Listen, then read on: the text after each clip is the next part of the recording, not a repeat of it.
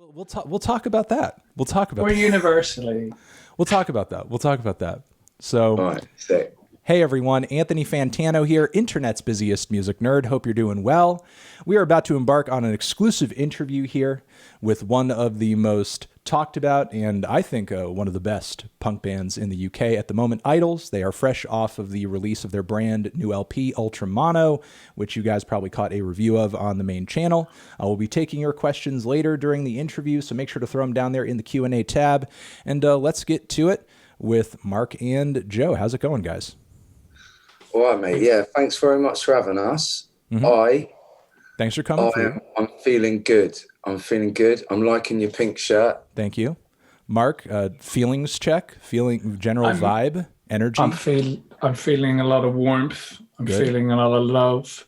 Good. And I'm feeling a lot of fatigue. Okay. So the combination of those three things should lead to an inspiring interview, I hope. It is late, so I appreciate you guys hopping on the cam. I know that, around this time you're probably doing some private shit on OnlyFans or whatever, so you're awake. But, I appreciate you just getting clothes on for the most part. I fully intend on starting out about halfway through the interview. I'm just going to link the feeds up. Good. I mean, just, kill two birds with one stone. That's the sentiment for me. So just to start, how do you guys feel about the general reception of the record now that you've been working on it for months and months and months? It's finally out. It's out into the world.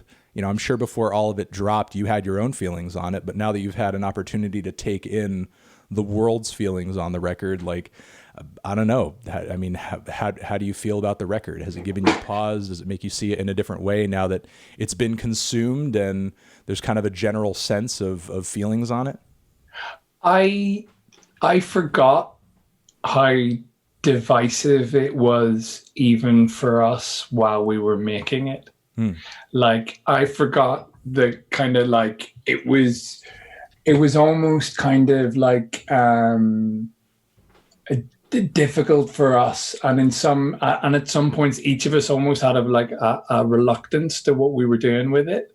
And I had forgotten about that, and it basically throughout the recording process that whole idea like completely went away, and it turned into this big self-belief and I'm like, we're 100% behind it, and maybe that's what people need, is to like spend time with it and kind of get they don't need that at all, but so that was kind of interesting to me, because I'd spent so long being like 100% behind it that I'd forgotten the kind of like divisiveness of it, about just being so like straightforward, such a blunt tool, kind of saying everything in as few gestures as possible.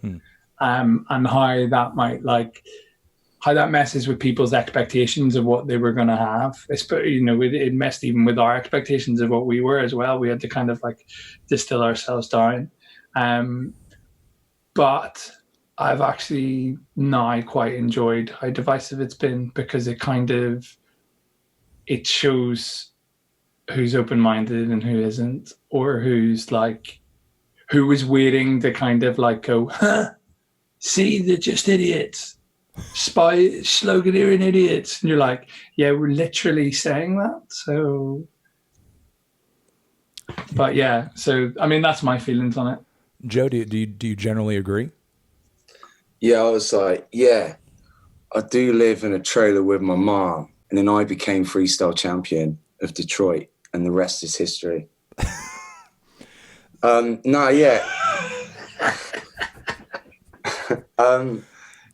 Yeah, I think it's one of them ones. You kind of know how it's going to go.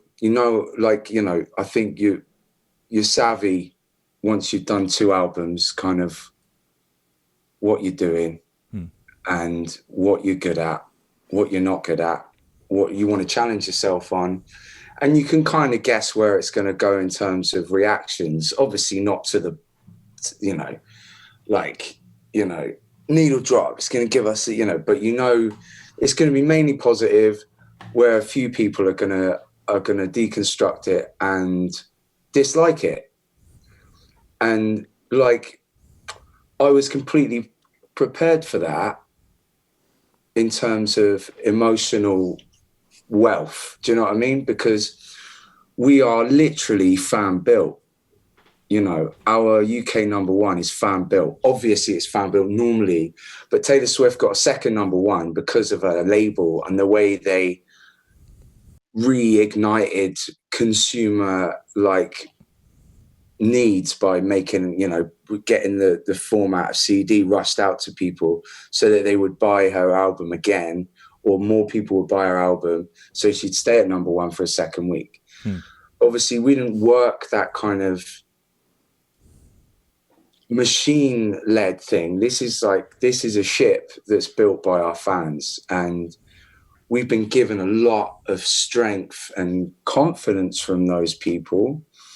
But we, like Bowie says, you know, you don't want to keep writing for the gallery, you know. And we weren't writing for the gallery, we were writing for ourselves, and we tried to make a very specific existential, personally led existential growth project where I therapized on record, we therapized as a group on record, and we basically put this narrative to bed so that we could distill this part of our writing process down so much that if we did it again, it would be fucking terrible. We cannot do another Joy or another Ultra Mono. We wanted to distill it to the point where we knew that we were fluent in this language, and then we can move on. And then, like, we backed ourselves into a corner creatively where, like, we can't do it again. We'd hate it. We'd hate performing it. It wouldn't be honest, you know? My personal reaction emotionally to the negative stuff is mainly like, yeah, you're kind of right. But I love it. Like, that is actually me. Like, that is me on record. There's no bullshit there. But yeah, it is a bit grating when you know, distillation in terms of what we're doing is more like the id, you know, it's the animalistic naivety of our politics that's a bit grating and a bit patronizing at times to people that want to see through it or want to deconstruct or want to have more of an in-depth conversation or want to be challenged with lyrics, you know, like Tom York lyrics, or I don't know, where there's layers beneath the narrative that's on the record, and you can tell that there's a lot more going on there and you can explore it yourself. We don't give you that room on this record. There is no room for nuance. It is just, you know, me trying to be as naive as possible. So I get it. I think what I didn't predict and what we didn't predict as a group, as a family and as a team and as individuals emotionally, is that we've been sitting ducks in this release where, like, normally the people that have built this with us would be in a room screaming the lyrics back at us and singing his fucking riffs back at him. And we haven't got that. We haven't got that kind of natural gratification, but also something that we fucking built with these guys. That is our thing. Our live show is our world. It isn't sat there refreshing how many people have seen the video shit. Like, I for the first time know how many views we have on War, you know, and I haven't read any reviews. I haven't even watched your review this time, because the whole process of me getting this album out was like to validate myself. That's what all the lyrics are about. So it's been the best challenge for that, because I've had to ignore a lot of shit. I guess Sorry, I guess I don't entirely disagree with the idea that you're more direct, you're more blunt on the record, that you're not really giving people a lot of room to wiggle and interpret. That much is true. But I guess I'm just sort of shocked at I guess the belief that it's so far away from where you were creatively, lyrically on past records? Because I mean, on past releases, I wouldn't necessarily categorize you, you know, as a lyricist or as a band, as someone who beats around the bush anyway. I mean, I would say lyrically your intentions are pretty clear on the previous stuff. So for people to kind of like run with this narrative on the new LP, it's like, oh, well, they're just putting it all out there. They're just saying bumper sticker sentences, or, you know, just sloganeering as you kind of, you know, critique yourself on the record. I mean, you know, the simplicity is definitely there. It's an increase in simplicity, but I wouldn't say that in the past that you guys would shroud the meaning too deeply in a lot of what you were saying too. I mean, it was pretty clear, like the angles that you were taking, the politics that you were divulging. I guess I don't sort of see, like, you know, it's a change, but is it a change that makes things so much worse that, like, I'm disgusted now. I can't even listen to this anymore. You know, I find that to be like really out of bounds, or almost like out of the realm of reality, or kind of like, you know, a genuine interpretation of what you guys are doing. I don't know, but that's just me.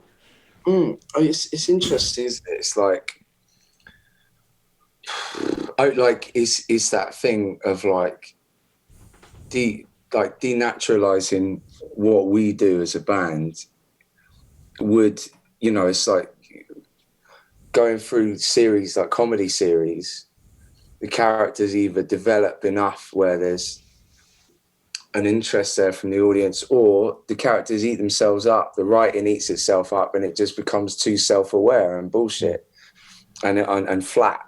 And like, I don't know, like, I think for us, it's like, we think that like these micro changes are like, we've got this new fucking thing we're doing. And it's like, when really I don't know, we're just stuck in our world, aren't we? Because that's how we write. You write what you are.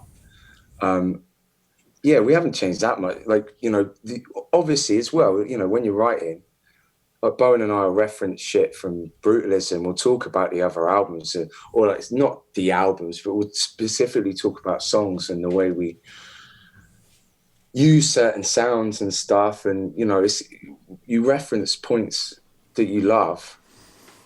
I think the one difference, really, the distillation came more about Bowen and I working on sound. It's not something we ever did before, is think about the sound before the songs were written. I mean, like, which is something that we were definitely conscious of, and I don't know, but like, it isn't, yeah, I mean, politics and stuff I think with this one, I've just tried to be as kind of, there's no centrist about it, you know what I'm saying? And now I can move on, like you know. And in regards to the sound of the record, which is certainly a part of those micro changes that you're talking about, you know, a surprise that hit a lot of people going into the LP was that you guys brought Kenny Beats on board to do some alterations, sound design, additions to the record. You know, what would you say, you know, are some of the most pivotal sounds and ideas or kind of changes that he brought to the album that you guys wouldn't have mustered up otherwise? I think it's kind of like it's just a sensibility thing. I think what we had done is, like, Joe and I, from the very outset of the album, even the kind of concept of Ultra Mono is really about distilling stuff down and doing things, you know, quite simply is not the right word, but like, there's basically in Idol's music before this point, there's lots of noise. There's like guitars heading in different directions, not paying attention to what each other are doing. You know, John will be putting fills and drums or you know, splashing all over the place. But what we wanted to do was, in order to have enough potency and enough power in the sound, we kind of simplified everything. So the drums are, you know, a lot more straight down the line, so we can make them as big as possible. The drums and the guitars are kind of separated out, so that the guitars can be massive, the drums can be massive. And I think that so that, you know, leans on a lot of stuff from hip hop and music that we listen to. And throughout the process of the recording process and the album, we kind of we started leaning more into our comfort zone, our kind of like rock comfort zone.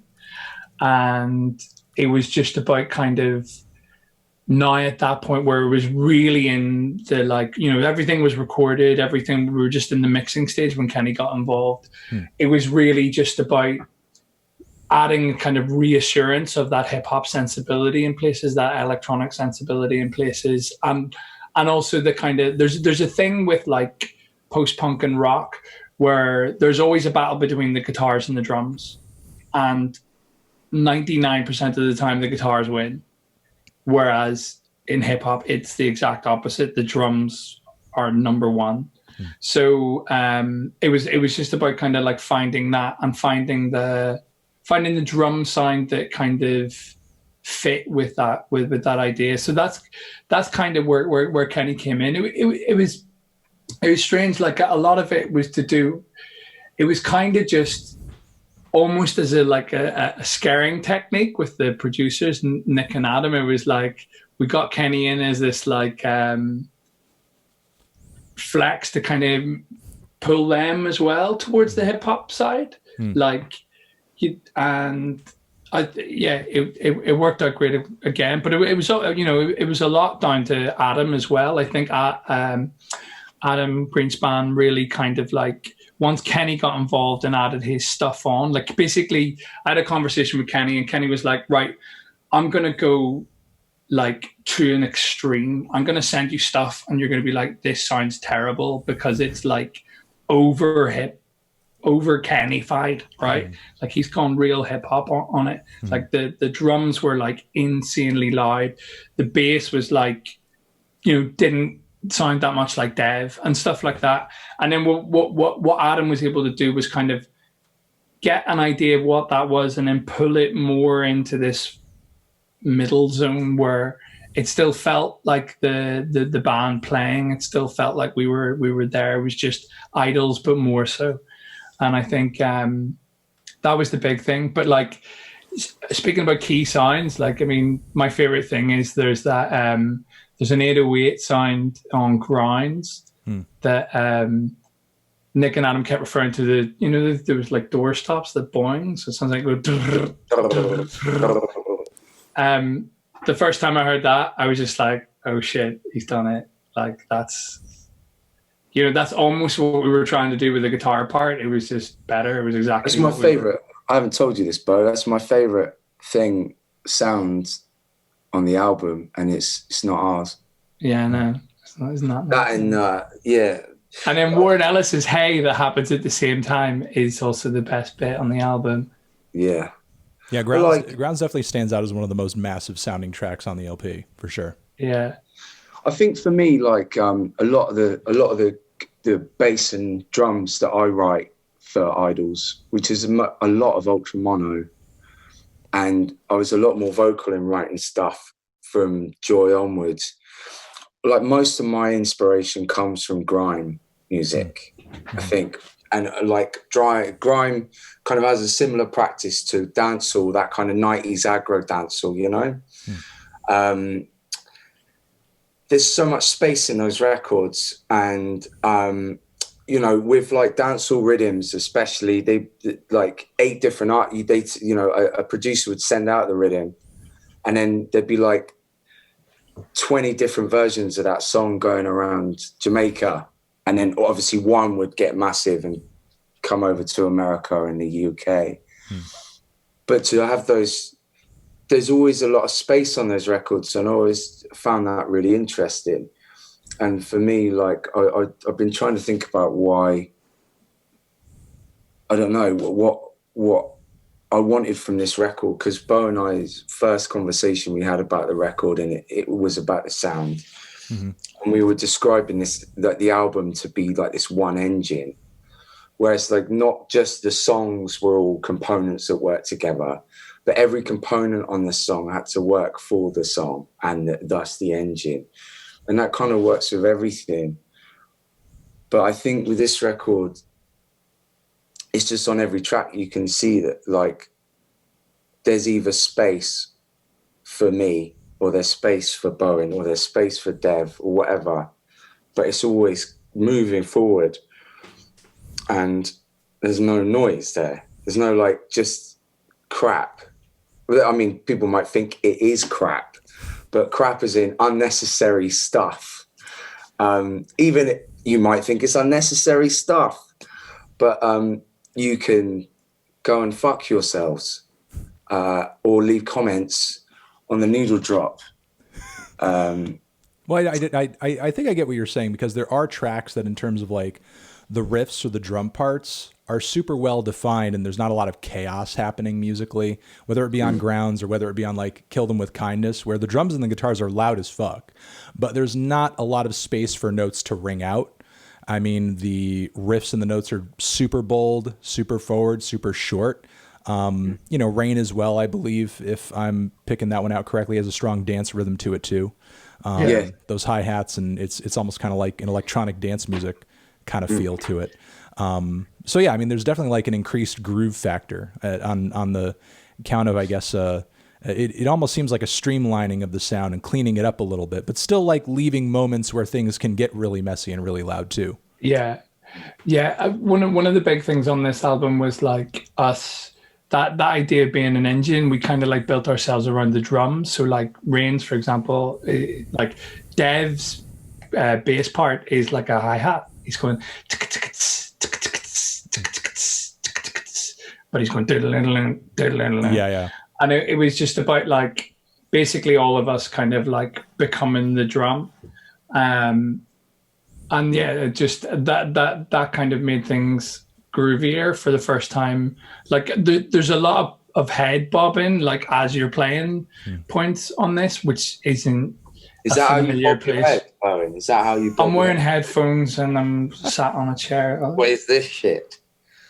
Oh, that's better, mate. You've got that 1980s bob, you know, like you'd be in a Flock of Seagulls video playing bass. Oh, so you can't see, but the one is actually in a different place from my head bob. So I'm actually, you know. Do you mean the one is in the count? No, the beat. Yeah, the beat's doing this. Oh, his head is bobbing off the beat. It's actually 3/4 of the way through. That's why we all think you're a piece of shit, Bowen, because you say stuff like that. But you know, so a lot what we kind of focused in on was what we all passionately loved, and tried to focus on our strengths and how we could kind of make that so that each song was like sending out like a dancehall rhythm where it wouldn't need vocals. It's got the hooks and everything there, you know, and things like that. So by the end, they all did their own thing. So the noisy parts are the noise parts, you know, like what I was most excited about on this record was things like Danka, where it was going to just be an instrumental track. And just the fun of that and listening to that was great. And then Daniel Johnston died the day we were recording it. So we just changed it at the last minute because we can. Well, you know, moving on to some of the more lyrical themes of the record, I have a few more questions in regards to that. The first of which is... Bang me to rights, they say in the UK. You're going to bang me to rights. I will. You're going to have a go at me now, aren't you, about my lyrics? You're going to make me answer questions. Well, okay, here's the first tough question. Here's a toughie, okay? All right. Here's a toughie. The first question is... Danny Nadell. Are you okay? Here's hold on. Let me. I need to get the correct tone before I ask you this question. Okay. Hold on a second. I'm gonna get in character. Okay. Are you ready? I'm gonna ask you this hard question really hard. Fuck. Are you working class enough to be saying the things that you're saying on this record? Oh, nice. Are you working class enough? I question your blue collar cred, sir. I don't know if you're working class enough to be saying the things that you're saying on this record. All right. And well, that's how I'll put it. This is one. Thank you very much for your tone. It was aggressive enough. I wanted you to think I was a real, like, I wanted to sound like an asshole saying it because it's kind of an asshole thing to ask. But all right. Do you know what? I just thought you were assertive there, Anthony, to be honest. I was like, damn. That was, but yeah, I'll tell you what. Yes, I am. Oh. I'm middle class. I'm a middle class man. I have been all my life. Punk cred eliminated. I was a man when I was born. Oh shit. And I was middle class then as well. But like, it's one of those things. It's like, we don't live in Dickensian Britain no more. Dickensian, for those of you don't know, is the Charles Dickens era of class, which is where you had people upstairs who were the rich uns, and the people on the poor stairs who were the poor uns. And, you know, like Downton Abbey, that's kind of Dickensian views, like your vision of class. Okay, that's a good comparison. We like that over here. So you I'm a white collar man who lived a blue collar life. You know, I was a drug addict working 60-hour weeks as a carer for adults with learning difficulties just before the band was my full-time job. So yes, I went to university, and I lived in a like a house. You know, I didn't live in a council house or anything. Didn't live in social housing. My dad's an artist. My mum is dead, so don't have a go at her because she can't have a go at you back. But she worked for the tax office. She started off as a receptionist and she worked her way up the ladder. So she was the one who paid our bills and got us a nice house that I lived in.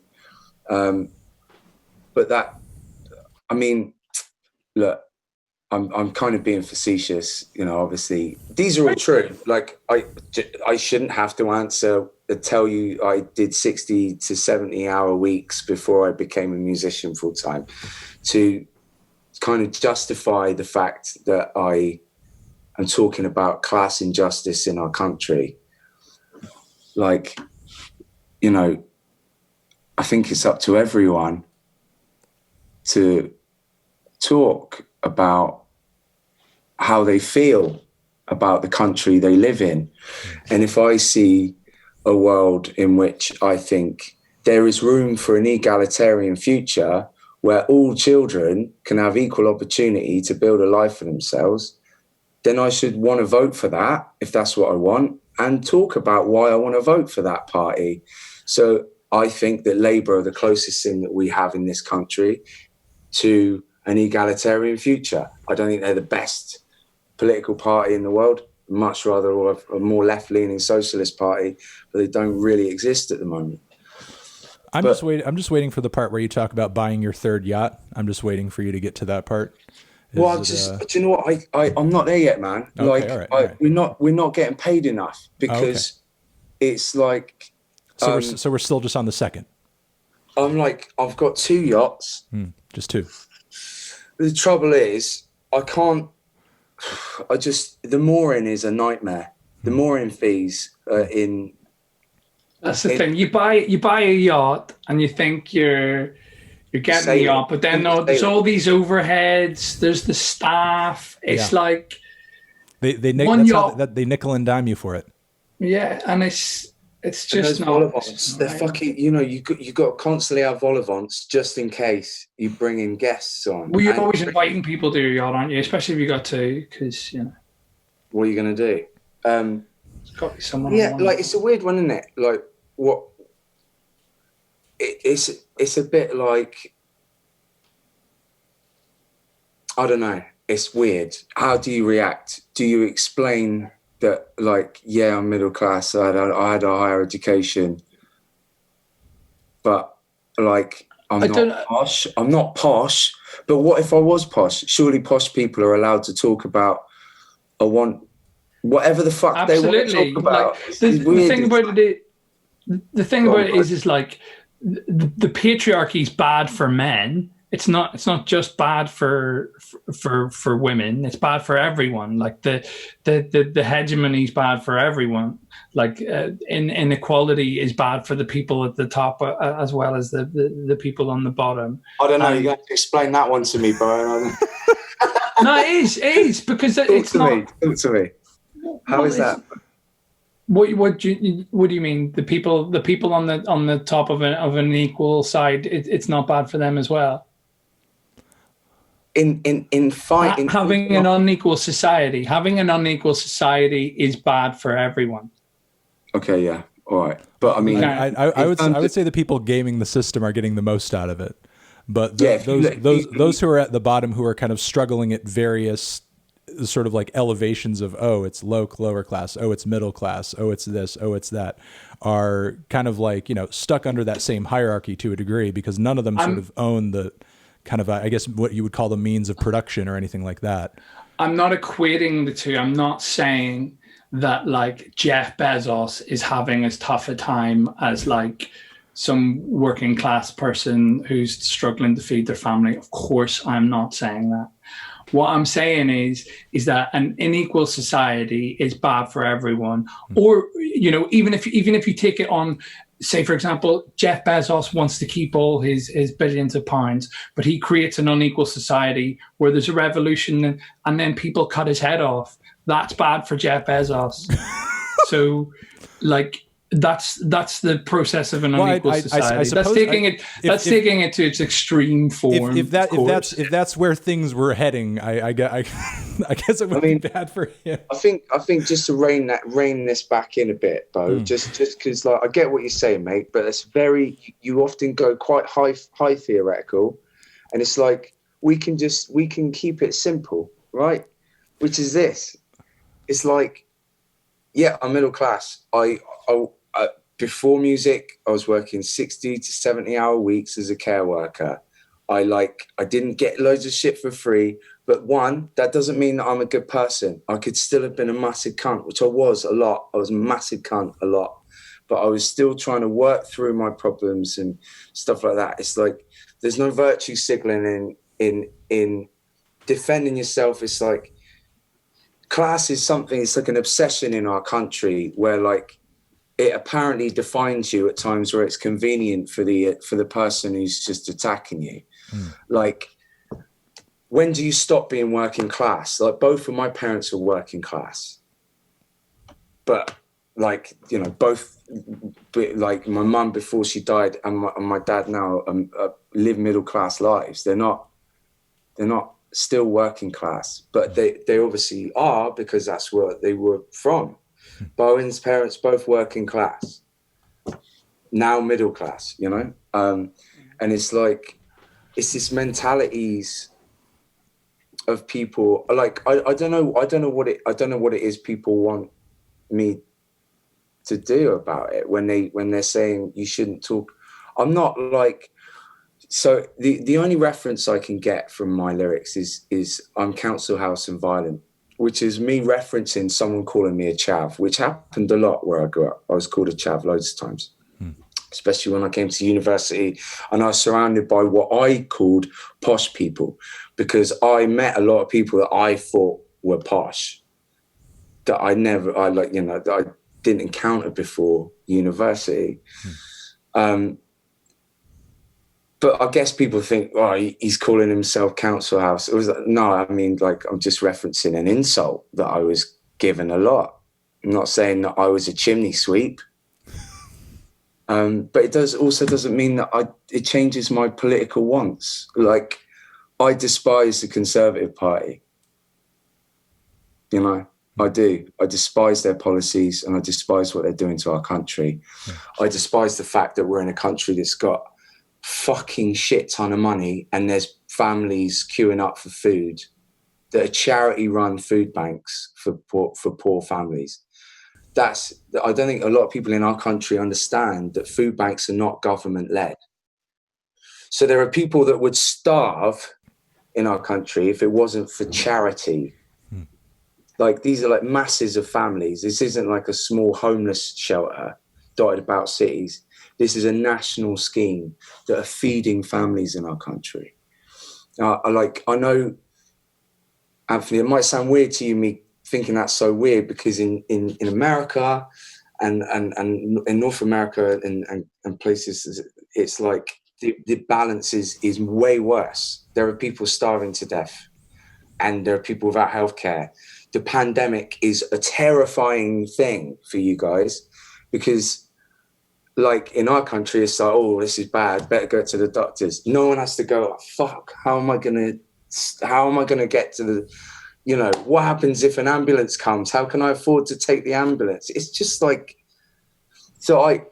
that's a different level, you know, that's fucked. But in our country, yes, I'm middle class. I have money now. I pay myself a wage from my own company that I've built over the last 12 years with my best friends. So yes, I'm not working class, no. But I want to share my taxes with fucking everyone. And I want my daughter to grow up in a country where all the people in her class have equal opportunity to have the same fucking life, start something from what everyone has, not what a few people have. That's called socialism, and I'm sticking with it. Just because I'm middle class doesn't mean I'm going to apologize for my mum having a decent job and me only having one neighbor. Go fuck yourselves. Stupid.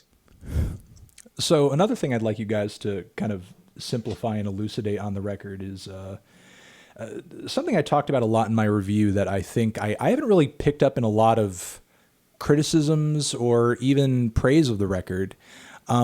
Just how many songs on the album very overtly reference and center around love and kindness and niceness. I think maybe that's something that kind of goes over a lot of people's heads, considering how angry a lot of the songs sound.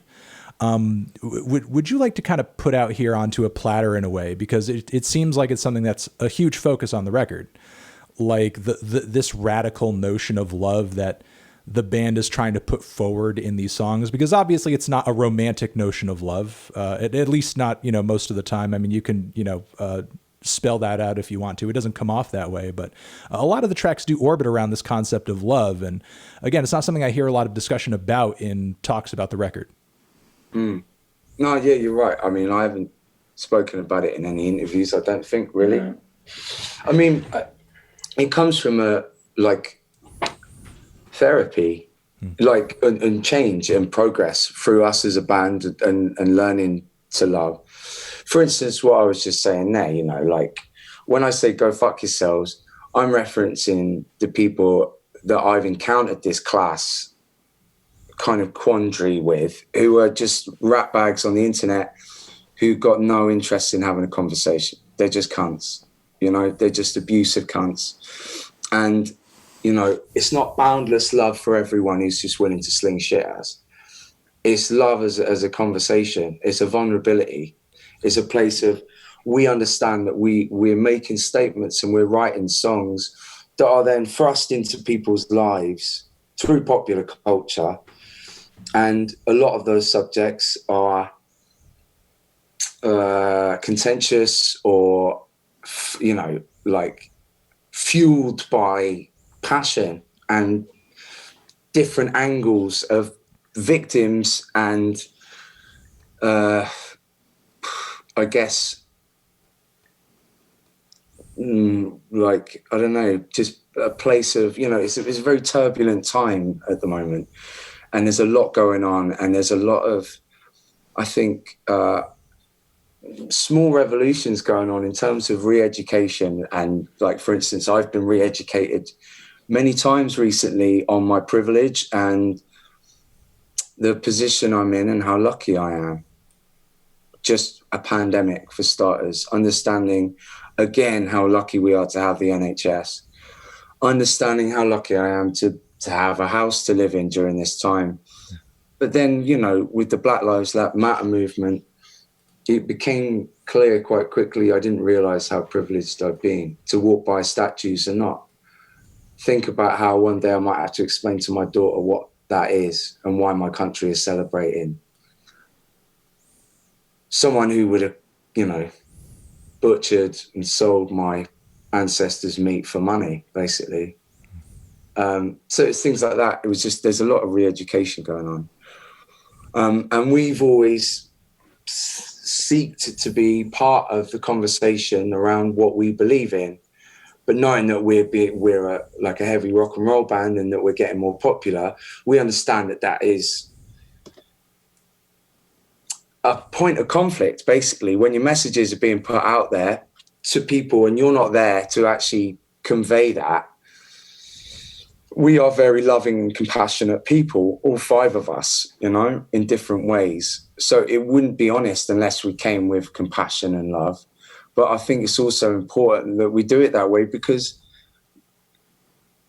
in a world of conflict, I think with our messaging, it's important to remind people that although we may disagree with them wholeheartedly, it doesn't mean that we're not compassionate, loving, and respect them as human beings.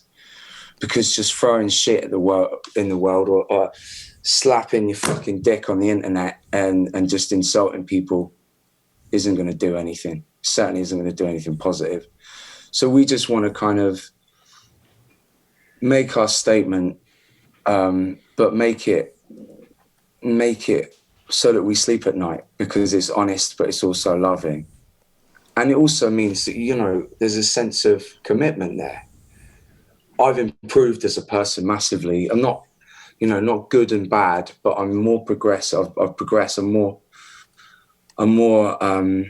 calm, and I'm a lot more loving and a lot more empathetic and a lot more patient than I was 3 years ago, because of these albums and because of the processes that we've gone through as a band.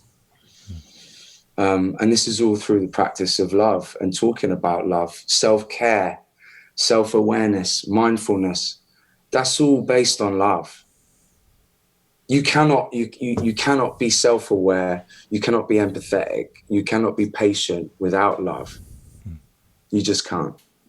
And it's a strength. It is a real strength of vulnerability to start a conversation with compassion, especially when you're talking about the shit we're talking about.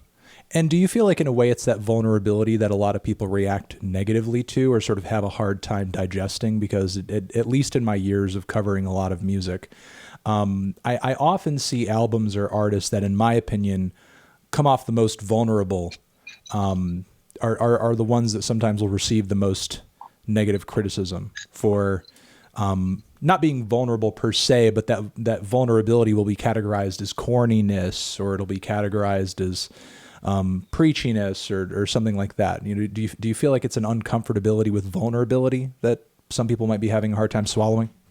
Do you know what? I think it's just a fair reading of it, right? I think it's fair, you know, like I said before, it's a message that we're sending out there that is basically one direction. There's not the band, literally, like, we're sending the message out and we don't have to listen to the response. So with that in mind, there has to be a bit of mistrust from a lot of people, because there's a lot of shit in the world. And there's a lot of reason for people to have cynicism. There's a massive reason. Now, there's millions of reasons why, from abusive relationships, toxic relationships, from news channels and newspapers and advertising companies who are all out to fucking lie to get your money. So of course people are growing up being way more cynical than they ever were before. Also, that's the same with art and music, you know, like X Factor and whatnot. The relationship between manufacturing a product has got so far that human beings are now just fucking clothes horses selling ideas and not really giving a fuck about it. So of course people are coming at us with cynicism, and we're not there to go, like, because of the nature of our music and the nature of my lyrics, they are very basic. So understandably, some people are like, fuck off with your love shit, mate. I've just done a 17-hour day. I come home to an abusive boyfriend and you're telling me that all is love. Go and fuck yourself. And it's like, yeah, all right, fair, you know. And the same with the criticism around middle class stuff. It's like, you don't know pain. What the fuck are you talking about? And it's, you know, because I'm not there to explain myself, and I'm not going to explain myself every time about what I've been through or whatever. It's like, I get it. And you know what? It's art and it's music. Some people are just going to go fuck off, and that's fine. We're not for them. I did it, you know, I did it with U2. When I heard U2, I was mad into hip hop. All I listened to was hip hop. And like, you know, I heard U2 on the radio and I was like, what is this bollocks? And it wasn't until I watched a documentary about them and then heard the first 3 albums, it was like, you know, the mind expansion shit, where I actually knew a bit more about them. I knew the nuances and I knew the crux and the hard work and the way you know, the passion and the journey, whatever. And, you know, you read it differently. You read a message differently when you understand the context. And like, do you know what? There are going to be people that know the context of our band, know my backstory, hear my interviews, and still think I'm a cunt and the lyrics are bullshit. And that's fine, because it's music and it's art. It's a message, can be read a million different ways. But yes, I think that we live in a world now where cynicism is rife, and it's important, really, because our instinct is there. And I know I grew up never trusting an advert. I just saw adverts as lies. And I like, you know, toothpaste adverts, bullshit. Don't believe the science. I just didn't. Shampoo adverts, fucking lying cunts. I don't know why. I just had this thing in my head where I was like, why would you watch an advert and then go out and buy that product? I always asked my mum when I was a kid, why would you watch that and then go out and go, oh, I really better buy that thing? Like, it just blew my mind. That cynicism. And it, you know, and I probably would be one of those people that if I heard, say, Danny Nedelko, as someone who I feel has an understanding of politics and a small understanding of the infrastructure of immigration in our country and the positive effects it's had on our country, especially Bristol, where I'm from, and Wales, where I was born. It's like, I'm fully behind it. But if I heard Danny Nedelko, I'd probably feel a bit like it was condescending as well. I probably would. But when I hear the rest of the music and maybe then I'll go, oh, okay, all right. But I can understand that, and it's good. It's good that we've done that. I feel that being part of Idols means that I have allowed the inner child in me, and that part of me that I lost when I had to fight my way through certain situations because I was heavily overweight and I had club feet. It was like fight or flight sometimes, and I lost a lot of the romance, you know, that naivety, that like, I was such a loving child. I never wanted to upset anyone. I hated conflict. I still do. But you build up this like macho shell. And I was talking to Frank Carter from Frank Carter and the Rap Snakes the other day about this. It's like, you just have this armor. You just get to a certain age, often as a man, where you wear cynicism and stoicism and fucking macho. You know, you talk about fighting, but inside I'm still this young boy, and I still am a young 12-year-old boy who doesn't want any conflict and would much rather be loved and love and be in a loving situation where you learn from people, including your adversaries. And that is me. That's a huge part of me. And it's a part of me that I got from my mother. And I never want to lose that. And celebrating that part of me and celebrating that part of Bowen and celebrating that part of John and Lee. And that's the reason why we all love each other, is because we all have come from that place of innocence. We are very loving, compassionate people. And we're using that facade of the tone of violence and strength and turning it on its head. It's like you can vulnerability is strong. Love is very strong. It's a very powerful emotion, and it doesn't have to be depicted by fucking kittens. It can be depicted by, you know, fucking let's go By you. Buddha with two Uzis on a Lamborghini smoking trifle flavored crack. I'm going to get into a few viewer questions in a second. Before I do that, Jokes, viewers. Before I do that, I have an Easter egg type question. Is there any kind of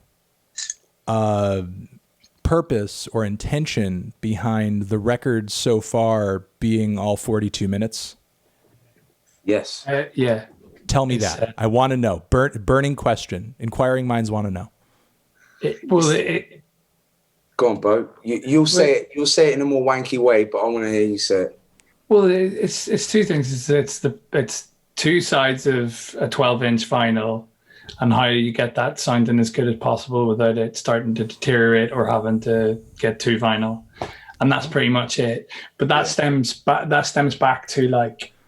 I've collected a lot of vinyl. I never knew that factoid.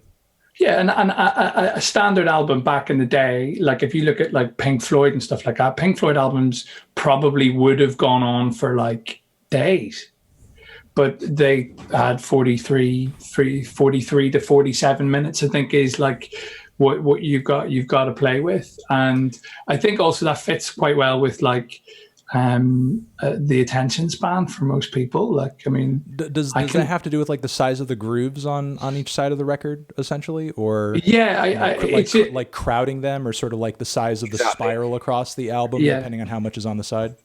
Yeah, that's it. Okay. And so it's just that, but it kind of like, I think that's because that's an historical like necessity. That's what an album was. I think that's kind of what the art form has become. That's why, you know, a canvas, when you go to a gallery, like canvases look like canvases. So an album feels like an album. It feels like 43, 42 minutes. Got it. So some people were wondering if it was like a Hitchhiker's Guide reference. Have you read that? No. There are some literary nerds that follow a lot of what I do. So, oh, sick. Well, big up the literary nerds. Shout out to all the book readers of the world. But no, what's the reference there? Apparently, that number ends up being sort of like the answer to a question in the. But is that not who wrote? Was that Doug Alexander or Doug something? Anyway, I forget. Nah, Simon Pegg, Bowen. Oh yes, yeah. So Peggsy, he's in the albums, isn't he? So he was probably a big music nerd, and like he's telling you the music is the answer. Got it. Okay, so son of a banana wants to know, Mark, as a dentist, what would you rate my teeth? Your teeth? I think you have very good teeth. Yeah, they're great. Yeah, good gums. Yeah, they're great, nice healthy gums. I floss. You as well. You should. If one person starts flossing out of this conversation, brilliant. Oh yeah, I'm all about them, Anthony. They're glorious. They want a rating because I tell everyone I have the best teeth in the game, which I mean I don't know if that's actually true. I just say it. So that they want a rating on the needle drop rating system. I need to see that surface as well if I'm going to give it a comprehensive rating. So can you do that as well so I can see the tops of your molars? Have you got any fill-ins? I got some in the back on the bottom. I got some fillings. I got a hand. Okay, I'm going to give you. You can deduct for that. That's fine. Yeah. No, I will deduct for that, Anthony. Surely it's the quality of the filling, though. Nah, but that's the teeth. He's let his teeth slip. Sorry. I'm gonna give you a light to solid 8. Wow. Oh, wow. Good. Thank you. Wow. Oh, no. Actually, do you know what? You're slipping into a 9 because you floss. So wow. That's incredible because this is the first time we've actually gotten like a professional assessment. This is in no way would that be admissible as a dental assessment. Okay, wow. Right. You need to go see a dentist regularly. This is the Zoom dentistry is hopefully not something that's going to be taken off anytime soon. Hopefully. So yeah, let's hopefully. I mean, I do actually see a dentist. I do actually see a dentist. I'm just saying in terms of like an album review style rating on camera, this is the first. You know, because I go into the dentist office with my phone running on video, and I berate my dentist to give me a rating, and they always say no. They're uncomfortable on camera. They don't want to be a meme on the internet, and so again, to get that validation from you means a lot. Thank you.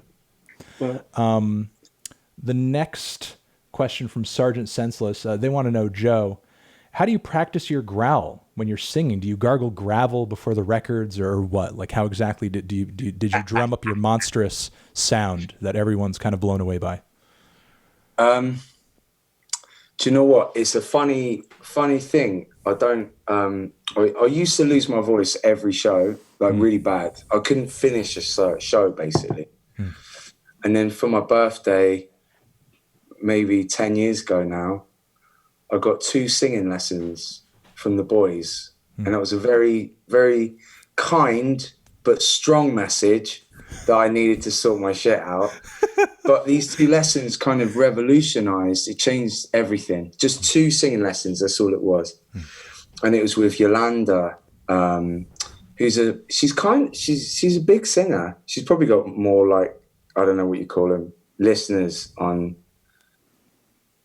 Spotify. So she's a recording artist too. Yeah, she's a friend of ours. We all kind Yola, of. I think she goes under now. Yola? Yeah. Oh, Yola. Okay, yeah, I'm aware of her work. Like So Americana. you reached out to her. She reached out to you. I definitely reached out to her. Yeah. She's quite good. She's I mean, she's a good friend. She was like a friend of ours at the time. She's good friends with lots of friends. That's an interesting connection. I don't think a lot of people would have assumed was there. Nah. Yeah. But it was cool because we used to drink at this pub, the Old Duke. Okay. And quite a few friends, including our manager, lived above this pub. It's like a jazz pub, which is how we got to know Yolanda. So I had 2 singing lessons, and the first one taught me how to project using my diaphragm, and then the other one taught me how to breathe during singing. And that was it. And then I've still, touched wood, I've still lost my voice a couple of times, but I've not really done myself any damage since. Growling is literally, the way I do it, I've because someone asked me this and I didn't really understand. I was like, growl, what the fuck do you mean? Someone referenced Art Brut, just said we were like, this is from Eddie Argos, the singer from Art Brut. He said it at a show. I think he was slagging us off, but it's really true. He was like, idols are just Art Brut, but with pirates accents. And someone was like, yeah, you just do a pirate growl. And I was like, yeah, it's kind of a bit like Chewbacca and a pirate. But like in there, close it. But I don't know. I don't fucking know. I don't understand. I think it's best I don't. He was from Bristol, wasn't he? Who? Wasn't Chewbacca, the guy who played Chewbacca? No. You're getting mixed up with Darth Vader. It's the same guy. It's the same guy. You're fucking. That's why you never see them on screen at the same time. Do you reckon he did Barloo as well then? What? Hey, it made you think though, didn't it, you little shit? So, yeah. But he just wore the suits. He didn't do the voices, Bowie. No. James Earl Jones did Darth Vader. James Earl Jones did the voice. I know that James Earl Jones did the voice, yeah. He also was in Field of Dreams, Bowie, which is a film I reference a lot in our music. Did you know that? I did, yeah. But like big Costner fan, mate. I don't quote them, like I don't quote the film like I quote Dirty Dancing, but if you build it, they will come. It's been pretty much idols. We are that film. We've built it. They're fucking coming, baby. They're coming. So considering... Not your dead dad, though. He's not coming. This next one comes from Just Call Me Charlie. And he wants to know... I think he's called Charlie. He is called Charlie. Considering you guys kind of opened up the floodgates a bit with that Kenny Beats flex, is there anyone in the future that you're kind of game to collaborate with in the future? I mean, there are other vocalists and collaborators on the record as well. But, are there any other sort of like dream artists that you'd love to kind of get on a future record? Yes. I'd love to get like Arca or Nicholas Shar involved. Arca would be amazing. I think it would be a sick move. I don't go in producer vibes. I always just think about vocals and stuff because, like, personally, songwriting is different to production. I think production, the more Bowen and I go into it, it's like Bowen's getting deeper into the technical side of production, and I'm getting into the more kind of communication side of production. I think is the best way to describe it. Together, we will rule the world. But I still dream about working with, like, Lee Kalo 47. Okay. I'd love to be on a track with her, whether she's on an Idols track or not. I just fucking, her 2 albums I've just been rinsing hard for about 2 years now. Acrylic and the one before it, Wash and Set. So I just fucking, I mean, there's just the world, like there's just so many people that I'd love to get on an Idols track. They're all rappers though, really. Do you feel like from here sonically and even conceptually, and this is a personal question, considering how much was distilled on the last LP, do you feel like the obvious move from here is to get complex with the next effort? Now that you feel like what you've done and you can't do it again? Or is there some other kind of other path that you feel like is kind of set out before you that you're more tempted to take? It's definitely, it's like the way we saw the distillation, for starters, was kind of like each. So, for instance, with Reigns, I started with Dev on bass, and then anything from that bass line that was added had to accentuate or drive the bass line forward, otherwise it just wasn't going to go in. Whereas this, like, I think I've been thinking about this a lot with Bowen over the last few weeks. Like, it's a sensibility of songwriting that we want to change. So it might not go from minimalism to maximalism. Do you know what I mean? I don't think it will be that. I don't think as people and as a team, the way we write together, there can be much room for noise. The thing that we've taken out is actually something that really hinders the way we work well together. Noise is not something that works well with us. Because we're so different, I think almost structure and clarity is quite good for us. But that doesn't mean that we won't change. I mean, the sensibility of our songwriting has to change, but it's more like pop. You know, I best example, Arcade Fire. That's maximalism. There's literally 9 of them. Like, but you can't tell me that, like, Wake Up, Neighborhood Part 1 or Neighborhood Part 2 doesn't all work together beautifully. It's like they're like a fucking marching band when you see them on stage. It's not cacophony. It's not like fucking. It feels like there's this one message going forward. And I think, you know, I don't want to write a pop record. You know, I don't want to, you know, suddenly. I don't want to reference this band like I'm slagging them off, because I'm just using it as a reference. Kings of Leon, you know, like I'm not looking to do that. I'm not looking to become a pop band. I still want to be violent and be a rock and roll band. I don't want to be a pop band, but the way songs are written, I think, you know, we could like, you know, learn from the Beatles instead of girl band. You know, we could learn from Arcade Fire instead of girl band. There's 2 things that I really want to explore on the next album, and one of them is like a really kind of blurry crap kind of term to use, is depth. I don't think we explore the depth of Idols sound enough in our previous stuff. And then also on Ultra Mono, all the loud sounds are loud sounds. Like, it's a loud thing has made that loud noise. I really want to make like quiet sounds, but make them really loud. That's like my goal on the next one, is to try and work out how to do that. Okay. And that depth can come from simplicity still, you know. You could literally have one snare and hit it twice, but the second time I add loads of reverb and just pan it to the left, and it will sound like a snare far away. You've created that depth there. And that's, you know, something that it's a really nice challenge. We just, you know, I mean, there's so many. For me, like Fiona Apple's album this year, that's a pop record. It's just, you know, fucking. So I don't want to worry people and thinking we're going to turn into some fucking. We're not going down the Dua Lipa route. Do you know what I mean? Oh, I get it. Route. Sorry, we're not going down the Dua Lipa route. Not that a Dua Lipa feature on the next record would be a bad thing.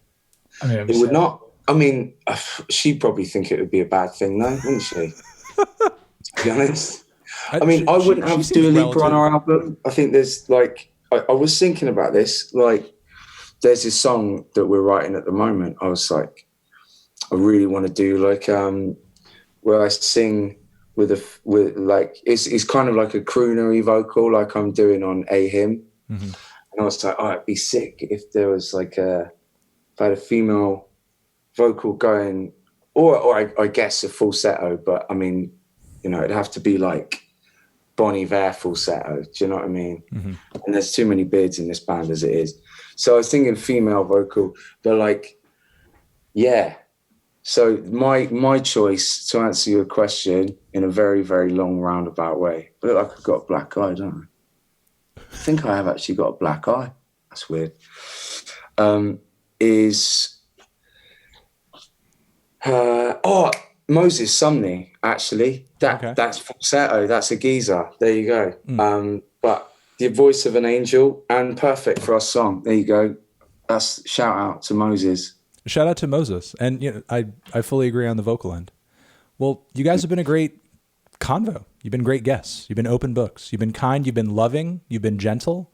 Much nicer than I think most people would assume, given the raw attitude of your records. And you've just been sweet as pie.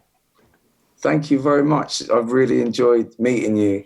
Still two-dimensional though. Do you know what I mean? We got to embrace at some point. Still two-dimensional. That's true. I hope it felt a little bit more real than just a YouTube video though.